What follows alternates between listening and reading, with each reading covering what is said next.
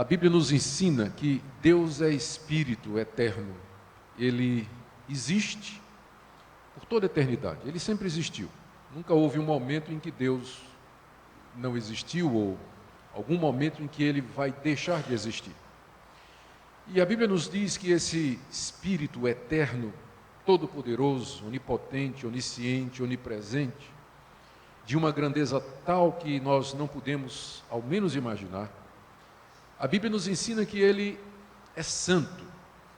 No linguajar bíblico, isso significa que esse Deus é puro, Ele é perfeito. Não há nele nenhum desvio, nenhum erro, nenhum desequilíbrio, nada torto, nenhuma má intenção, nenhuma mágoa, nenhum ódio, nenhuma perversidade.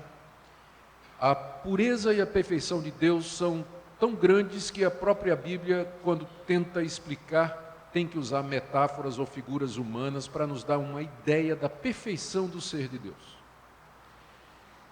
Esse Deus, na sua sabedoria, que nós não podemos sondar, Ele, na eternidade, concebeu um plano para ter ao seu lado criaturas, seres morais, que soubessem a diferença entre o bem e o mal, e que voluntariamente ficassem com Deus, quisessem ficar com esse Deus para adorá-lo e servi-lo eternidade afora, sem que tentassem tirar a glória de Deus, puxando-a para si próprios. Porque esse é um risco quando você tem seres que são capazes de pensar, raciocinar, que têm consciência, se avaliam, sabem o que é o bem, sabem o que é o mal.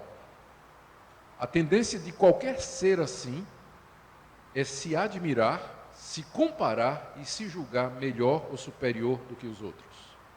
Agora, aqui está o grande dilema. Como é que este ser, esse Espírito eterno, puro, perfeito, poderia realizar o seu plano? De uma maneira que nós não sabemos explicar, a Bíblia não nos revela, esse Deus, dentro da sua sabedoria, do seu poder, da sua majestade e da sua glória, permite a entrada do pecado no mundo, mas de uma maneira que Ele não é o autor do pecado, mas as criaturas que Ele fez, voluntariamente, porque quiseram, resolveram virar as costas para Deus, se afastar de Deus e experimentar o pecado, ferindo então, e essa é a linguagem que a Bíblia usa, entristecendo esse Deus, ferindo o seu coração e fazendo com que a justiça de Deus, a sua santidade, determinasse a condenação deste ser que Ele mesmo havia criado, com essa possibilidade de pecar.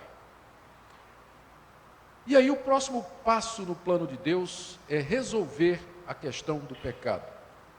Como fazer, então, para que esse princípio, esse erro, essa separação dele, essa inclinação para ser contra Deus, para roubar a glória de Deus que entra no mundo, é claro, sem jamais pegar Deus de surpresa, mas como parte do seu próprio plano, como resolver isso? E o caminho de Deus é surpreendente. Ele mesmo se torna um de nós. Ele vem ao mundo, se torna parte da raça humana, nasce de uma mulher, se submete aos processos normais de crescimento do ser humano, tem uma alma verdadeiramente humana, um corpo verdadeiramente humano, passa pelos sofrimentos, provações e tentações que o ser humano passa, e na cruz do Calvário, ele experimenta a morte por aqueles que ele decidiu salvar.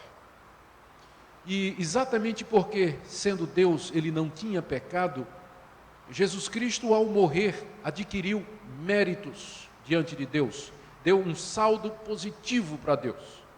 De maneira que Deus, com base naquele sacrifício, ele pode agora quitar a dívida e a culpa daqueles que ele quer salvar. E ele traz o seu filho de volta, ressuscita dos mortos, não fica preso, a morte não podia dominá-lo, porque ele não tinha pecado. e ele regressa aos céus.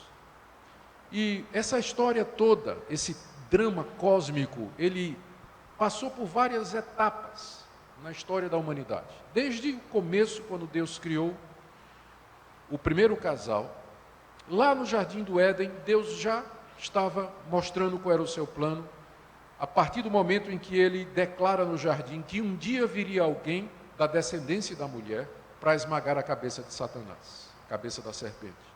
Também quando ele cobre Adão e Eva com peles, dando ele mesmo a proteção e a cobertura da nudez, consequência do pecado.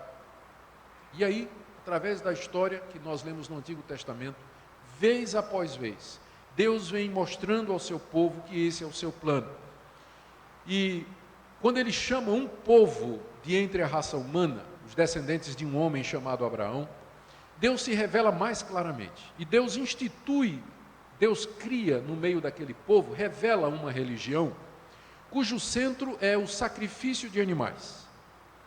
E Deus então institui um grupo de homens tirados de uma das famílias daquele povo, a tribo de Levi, para todo dia lembrar ao povo de Israel a questão do pecado. Fazendo o quê?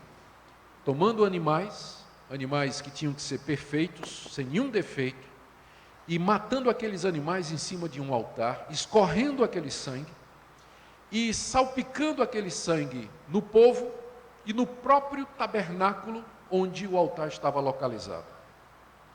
Isso ano após ano, todo ano, havia um sacrifício enorme, grande, que era o principal de todos, no dia chamado o dia da expiação, em que o sumo sacerdote entrava no santuário, no Santo dos Santos, trazendo sangue de um animal perfeito, sem defeito, que ele primeiro derramava em seu próprio favor, para purificar os seus próprios pecados, em seguida aspergia lá no íntimo do santuário, o propiciatório, que era a tampa da arca, e ali ele confessava a Deus os pecados do povo e pedia a Deus o perdão. Todo ano isso era feito, ano após ano. Dezenas de anos, centenas de anos, milhares de anos, as coisas aconteceram dessa maneira. E o objetivo de Deus era dizer para o ser humano: você é um pecador, você não pode se chegar a mim pelo seu mérito. Você precisa resolver o problema do pecado para poder se chegar a mim, e só tem uma maneira: é vida. A vida tem que ser derramada, o sangue tem que ser vertido. Somente o sangue derramado paga pecados. Era isso que Deus queria com todo aquele sistema de sacrifícios, de morte de animais no Antigo Testamento. Mas já no Antigo Testamento estava profetizado, estava dito, Deus já vinha falando pelos profetas, de que um dia aquele sistema haveria de acabar, porque eles eram apenas uma sombra e uma figura do sacrifício verdadeiro, final e definitivo que o próprio Deus haveria de oferecer, que era exatamente o próprio Deus vindo a esse mundo como um cordeiro e se oferecendo no altar da cruz do Calvário, em prol do seu povo, derramando seu sangue, sangue humano dessa vez. Antes era sangue de animais, mas agora o sangue humano foi derramado, como pagamento de uma vez para sempre pelo pecado do povo de Deus. É esse o Evangelho. Essa é a mensagem central da igreja cristã. Não há outro Evangelho. É por isso que nós dizemos que a salvação é através de Jesus e Ele somente. Que há um só Deus e um só mediador entre Deus e os homens, que é Jesus Cristo. E que nós não podemos ser salvos pelas nossas obras, pelas coisas boas que nós pensamos que podemos fazer. Porque nenhuma delas pode pagar pecados. Dar esmola não paga pecado. Fazer o bem a um pobre não paga pecado. Perdoar o seu inimigo não paga pecado. Ser uma pessoa honesta não paga pecado. Ser fiel à sua esposa não paga pecado. Pagar suas contas não paga pecado. Paga a conta, o pecado não. Nada que você possa fazer pode resolver o problema do pecado. Por isso, todo esse drama cósmico, celestial, que esse Deus eterno, imutável, infinitamente santo, justo e bom, arquitetou desde tempos imemoriais, lá na eternidade. E é para a consumação disso que a história caminha.